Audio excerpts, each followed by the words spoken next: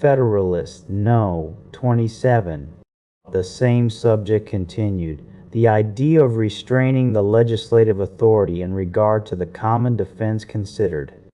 From the New York Packet, Tuesday, December 25, 787. Hamilton. To the people of the state of New York. It has been urged in different shapes that a constitution of the kind proposed by the convention cannot operate without the aid of a military force to execute its laws. This, however, like most other things that have been alleged on that side, rests on mere general assertion unsupported by any precise or intelligible designation of the reasons upon which it is founded. As far as I have been able to divine the latent meaning of the objectors, it seems to originate in a presupposition that the people will be disinclined to the exercise of federal authority in any matter of an internal nature. Waiving any exception that might be taken to the inaccuracy or inexplicitness of the distinction between internal and external, let us inquire what ground there is to presuppose that disinclination in the people.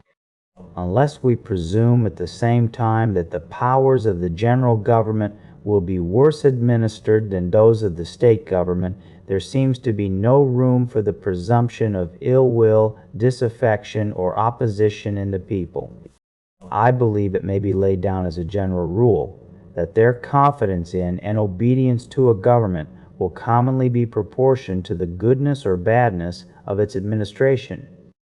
It must be admitted that there are exceptions to this rule, but these exceptions depend so entirely on accidental causes that they cannot be considered as having any relation to the intrinsic merits or demerits of a constitution. These can only be judged of by general principles and maxims. Various reasons have been suggested in the course of these papers to induce a probability that the general government will be better administered than the particular governments, the principal of which reasons are that the extension of the spheres of election will present a greater option or latitude of choice to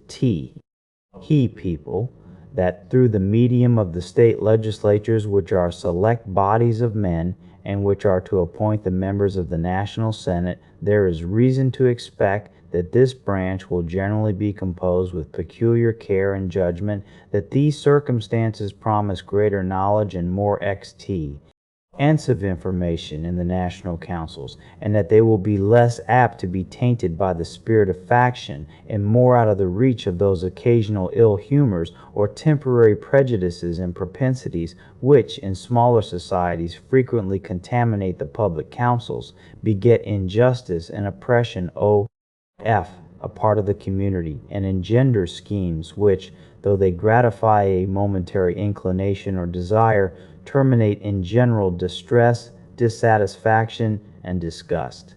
Several additional reasons of considerable force to fortify that probability will occur when we come to survey, with a more critical eye, the interior structure of the edifice which we are invited to erect.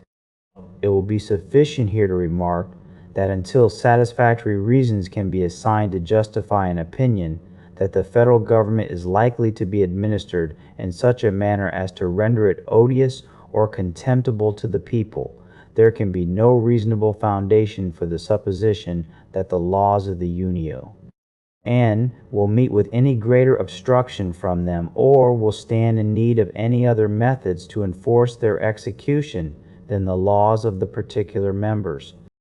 The hope of impunity is a strong incitement to sedition, the dread of punishment, a proportionably strong discouragement to it. Will not the government of the Union, which, if possessed of a due degree of power, can call to its aid the collective resources of the whole Confederacy, be more likely to repress the former sentiment and to inspire the latter than that of a single state, which can only command the resources within itself? A turbulent faction in a state may easily suppose itself able to contend with the friends to the government in that state, but it can hardly be so infatuated as to imagine itself a match for the combined efforts of the Union. If this reflection be just, there is less danger of resistance from irregular combinations of individuals to the authority of the Confederacy than to that of a single member. I will, in this place, hazard an observation, which will not be the less just because to some it may appear new, which is, that the more the operations of the national authority are intermingled in the ordinary exercise of government, the more the citizens are accustomed to meet with it in the common occurrences of the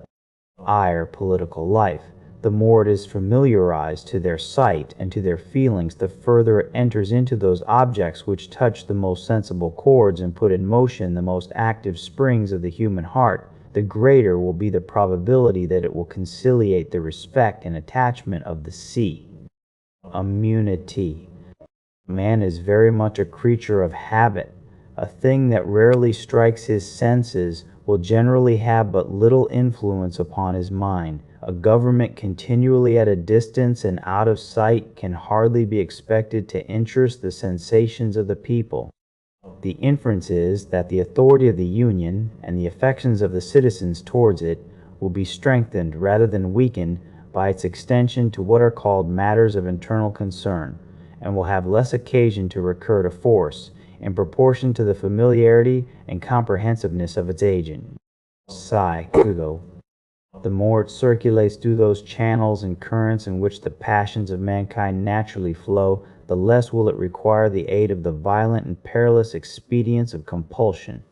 One thing, at all events, must be evident, that a government like the one proposed would bid much fairer to avoid the necessity of using force than that species of league contend for by most of its opponents, the authority of which should only operate upon the states in their political or collective capacities. It has been shown that in such a confederacy there can be no sanction for the laws but force, that frequent delinquencies in the members are the natural offspring of the very frame of the government, and that as often as these happen, they can only be redressed, if at all, by war and violence. The plan reported by the convention, by extending the authority of the federal head to the individual citizens of the several states, will enable the government to employ the ordinary magistracy of each in the execution of its laws. It is easy to perceive that this will tend to destroy, in the common apprehension, all distinction between the sources from which they might proceed, and will give the federal government the same advantage for securing a due obedience to its authority which is enjoyed by the government of each state, in addition to the influence on public opinion which will result from the important consideration of its having power to call to its assistance and support the resources of the whole Union. It merits particular attention in this place that the laws of the Confederacy as to the enumerated and legitimate objects of its jurisdiction will become the supreme law of the land, to the observance of which all officers, legislative, executive, and judicial, in each state will be bound by the sanctity of an oath. Thus the legislatures, courts, and magistrates of the respective members will be incorporated into the operations of the national government as far as FA's just and constitutional authority extends, and will be rendered auxiliary to the enforcement of its laws. Any man who will pursue, by his own reflections, the consequences of this situation will perceive that there is good ground to calculate upon a regular and peaceable execution of the laws of the Union if its powers are administered with a common share of prudence. If we will arbitrarily suppose the contrary, we may deduce any inferences we please from the supposition, for it is certainly possible, by an injudicious exercise of the authorities of the best government that ever was or ever can be instituted, to provoke and precipitate the people into the wildest excesses.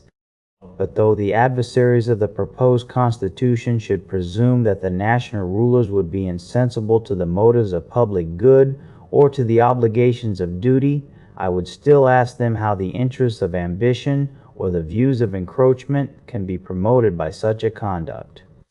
Publius. 1. The sophistry which has been employed to show that this will tend to the destruction of the state governments will, in its proper place, be fully detected.